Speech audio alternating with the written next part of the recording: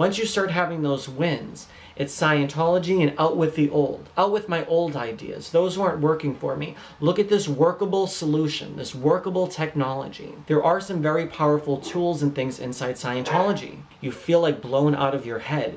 You had a release from your reactive mind for a moment there. It's a release. You decide to leave Scientology, but it doesn't mean Scientology necessarily leaves you. Hey guys, and welcome back to my channel, Mangotology. I hope you guys had a great Christmas. Jeff and I were just back in Boston visiting our family on the East Coast, and I've been meaning to sit down and make a video for you guys. I wanted to make today's video about purging your inner Scientologist and about how to undo the layers of brainwashing, how to get rid of L. Ron Hubbard in your head and in your mind, the ideas, Scientology philosophical tools, and different things that we as Scientologists were programmed into believing. And if you weren't a Scientologist, what it's actually like to undergo that form of programming by a cultic organization. I got the idea for today's video off of a Facebook post that I saw that someone made with the title Purging Your Inner Scientologist. And it really got me thinking, and it's something that I still struggle with sometimes to this day. So basically this is what I started to find happening to me when I was inside Scientology. I never was on, like, say, psychiatric medications or doing any form of therapy or anything like that before I got into Scientology, but before I got in, I didn't have, say, a negative viewpoint of psychiatry, mental health work. I never thought of that as such a fraud as Scientology and L. Ron Hubbard believed.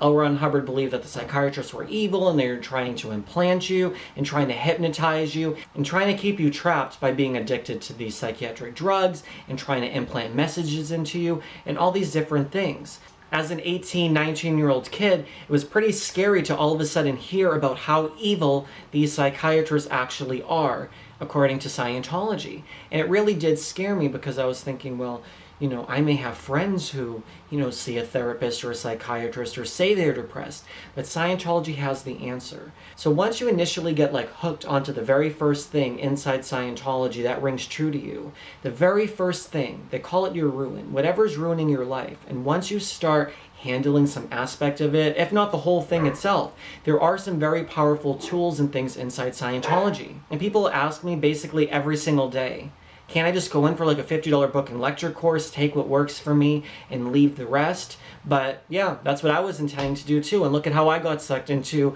you know, years of involvement inside Scientology. Because once it starts working for you, do you think you would really leave after the first $50, $100 course? Because, you know, there's your grades you have to do. You have to go clear. You have to do the OT levels. And they start dangling all these carrots, you know, in front of your face, and you think like, wow, that would actually be really amazing if I could, say, no longer have my reactive mind. What's holding me back? So Scientology just very slowly, like say for the first 4 to 6 weeks, they started introducing this idea to me about the antisocial personality. So once I started hearing about that, which is basically a suppressive person, it made sense, and it made me start trusting Scientologists. Maybe my mom and my dad are just these evil people who don't want me to succeed. I'm holding myself back in my life because my parents, for example, don't want me to, you know, pursue the path that I'm on, or they don't want me to be happy. They don't want me to, you know, achieve the level of success that I feel that I can achieve.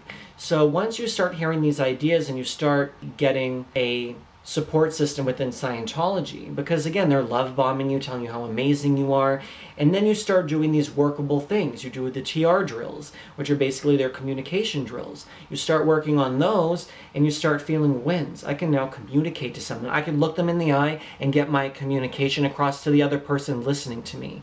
Once you start having those wins, it's Scientology and out with the old. Out with my old ideas. Those weren't working for me. Look at this workable solution, this workable technology. So once you start getting all these ideas, and over the next few months of your initial Scientology trainings, you start, you know, when you're going on course and everything, you start really getting like a really strong foundation of Scientology. And it's different than what you may have believed in the past. But basically what happens is Scientology starts coming into your brain, and then all of a sudden out the other side is like your old ideas and beliefs, because you say, hey, didn't work for me in the past, and this is actually making sense. This is working for me. So for example, once you're on the E-meter and your needle floats and you actually feel that release. Like I remember being in I get like sometimes like these weird like flashback sort of things. It's crazy, and you kind of smile in a way because you remember something that was so powerful. I remember one time I was on the e-meter attesting to something, and say for example I was saying, you know, at the end of like a auditing level, for example, or a course, and I said, whatever, I can communicate with anyone on any subject, and the needle's floating, and I truly felt deep down that I handled my shyness or my lack of confront to discuss things with people or whatever. And the needle was floating, and I felt high. Like I physically felt high in the auditing session. Like, wow, you feel like blown out of your head. And you had a release from your reactive mind for a moment there. It's a release, you know, and you really feel like, what if I went clear and I felt like this all the time? A release is just a temporary state of a disassociation from your reactive mind. What if you have that state all the time? It sounds really amazing, right? Later on, we're going to fast forward. I'm just giving you guys like a more shorter version. I can go into more details if you really want to get into the mind of a Scientologist. I'll do a video for you guys about that if you really want to hear about what it's like being in the mind of a Scientologist. So now we're at the point of having doubts about Scientology. You've seen the abuses. You've maybe had some very traumatic things happen to you, for example, and you decide to leave Scientology. But it doesn't mean Scientology necessarily leaves you. There's so many ideas within Scientology that stay inside of you. And basically when I left Scientology, I wasn't sure who I was in terms of what I believed versus what Scientology wanted me to believe. So it's been an ongoing process over the last couple years to say, what do I believe that Steve believes? What is it that really rings true and certain to me that has nothing necessarily to do about Scientology or L. Ron Hubbard, but when handling anything in my life or really trying to understand things, it's like, what makes sense to Steve? What is true for me? Not what Scientology wants me to think, not basing it on what I used to believe in Scientology. What's just true to me? It's just like if someone's a Democrat or Republican. You have to kind of come to that same sort of thing just with life and about the mind and about psychiatry, mental health, or about concepts or ideas inside Scientology, or the need to feel like you can only handle things with Scientology tools. Like I would say, in this circumstance that I'm in right now in my life, I need to be handling it like this, but that's really what Scientology wanted me to do in that sort of circumstance, for example. So I had to try to start to learn how to live life in the real world without basing on how I'm doing my life or basing decisions on the Scientology ideas. I think for anyone who's really trying to purge Scientology out of their life or trying to come to a place of fullness and feeling fulfilled, which I thought I felt fulfilled in the beginning inside Scientology, and I'm always seeking that fulfillment. How do you get to that place of fulfillment? And I really truly feel that you have to be able to look at both sides, what Scientology doesn't want you to look at, but you also have to be able to maybe go on a trip and meditate with Buddhists. You may have to go and sit in a Catholic church. You may have to go be with Hindus. I don't necessarily have all those answers myself right now, but I feel like if you're able to explore, like especially if you're newly out of Scientology, you have to explore other faiths. You have to see what else is out there. You can't just go based off of Scientology's word or based off of what your spouse wants you to believe or what, you know, the media wants you to think, or anything like that. You have to be able to come to a decision on your own. Go online, read what people really have to say, study religion, study philosophy. You have to be able to think in your mind and say, is this something that's Scientology, or is this something that I believed before Scientology? Or if you were born in Scientologist, is this something that is just according to what L. Ron Hubbard wanted me to think in his 1960s or 1950s or 70s mindset? Is that something Hubbard, or is that something me? How do you get rid of those ideas? Time, more or less than anything. You have to give yourself time. You have to forgive yourself. You have to be able to know that when you're in a very dark place and you're seeking something, it's sometimes okay to not have all the answers and to not know. And that's, I think, from my perspective, what I've done to kind of try to purge Scientology from my mind. Now, I still have my Scientology basic books in the basement. Hard for me to get rid of them because I spent so much money on them. But besides the money aspect, it's like, it's almost getting rid of a piece of my life that was, you know, 4 years of my adulthood, my early adulthood, and something that I truly 100% believed. regardless of people want to tell you that I'm just seeking attention making YouTube videos or doing this sort of thing, Scientology was something very rooted in my soul, even for a very short time of 4 years. It was something that I really related to, and it was something I made a decision on. And when you make a decision on something, it's very hard to see that it was all a scam all along. But I think that once you also do your research and see that who is L. Ron Hubbard, what is this organization? And once you actually start seeing the truth, it's easier to start getting rid of those ideas. And I think lastly, don't be afraid to see a therapist. I know that there are bad therapists out there, and there are good ones, and there are mediocre ones, but find someone who you can really talk to, I think is really important.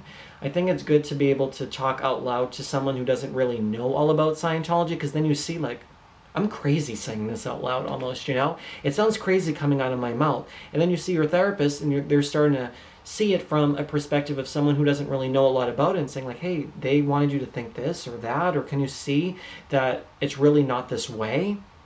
So I think that also really helps, is to talk to someone, therapist or a family member, someone you trust. Again, yes, you should belong to like some form of a support group of other ex-Scientologists. There are a lot of them out there, but I think someone who's certified to speak to others and heal from post-traumatic stress and all of that is really good. So I think if you really are trying to move on with your life, make the decision. I'm going to move on with my life and I'm going to discover my path, whichever that may be, or how I'm going to fall into that. I don't know, but I'm okay with not knowing. And trying to see that, you know, even though I had these beliefs, whether it was 4 years or 24 years or 44 years, I can still move past this and not have it consume my life.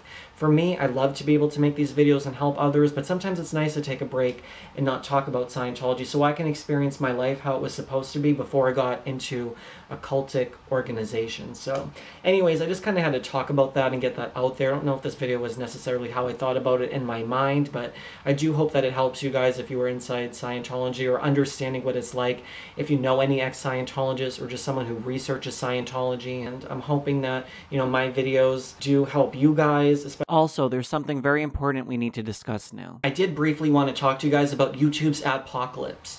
So Scientology creators like myself were continuing to try to get out the message about what Scientology is doing to others and trying to help people. Well, YouTube doesn't like monetizing videos that have to do with Scientology any longer. I do spend a lot of time and resources and energy to be able to film videos such as this. As you guys can see, I buy lighting and different things so I can continue to make really awesome videos so other people can find my videos on the internet and learn more about what Scientology does. So no pressure at all, but if you have any ability to help an independent content creator be able to continue to make videos such as this and being able to help others unravel what happened to them inside Scientology, or learning about the abuses and the crimes and everything about Scientology, I want to continue to post on this channel regularly. So if you can help, starts at $5, $10 a month, the price of a Starbucks coffee per month. If you could help out, that would be great. You can learn more at patreon.com/StephenMango, and the link's also down in the description box below.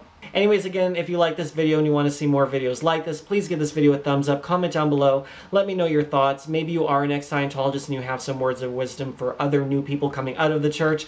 Please leave those down in the comment section below. I love you guys. Thanks so much for continuing to stick by me and my channel, and I will talk to you guys soon. Thanks so much for watching.